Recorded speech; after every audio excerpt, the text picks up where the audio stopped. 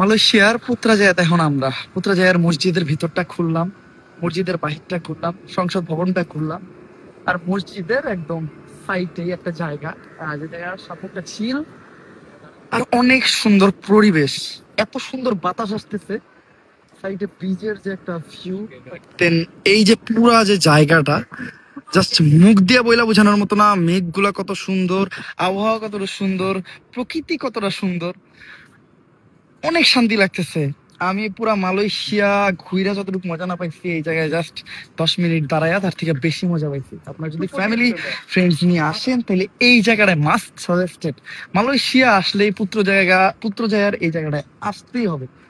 মানে অন্যরকম একটা শান্তি বলতে পারেন, আপনার ক্লান্তি দূর হয়ে যাবো, মন ফ্রেশ হয়ে যাবো। হ্যাঁ, মালয়েশিয়ার আবহাওয়া পরিবেশ এগুলো সুন্দর, মালয়েশিয়া হয়তো যানজট নাই, ধুলাবালু নাই, আপনি শান্তিতে ঘুরতে পারবেন, শান্তিতে থাকতে পারবেন। বাট এই জায়গায় আসলে যে ফিলটা পাইবেন এটা অন্য কোথাও পাইবেন না, এটা আমি একদম গ্যারান্টি দিয়ে বলতেছি। পুত্রজায়া আসা মাস্ট। মালয়েশিয়ার যতগুলো সুন্দর সুন্দর জায়গা আছে তার মধ্যে Putrajaya one of the best place.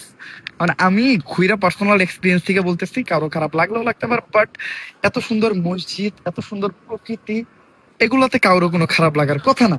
তাই মালয়েশিয়া আসতে পুত্রজায়া আসতেই হবে।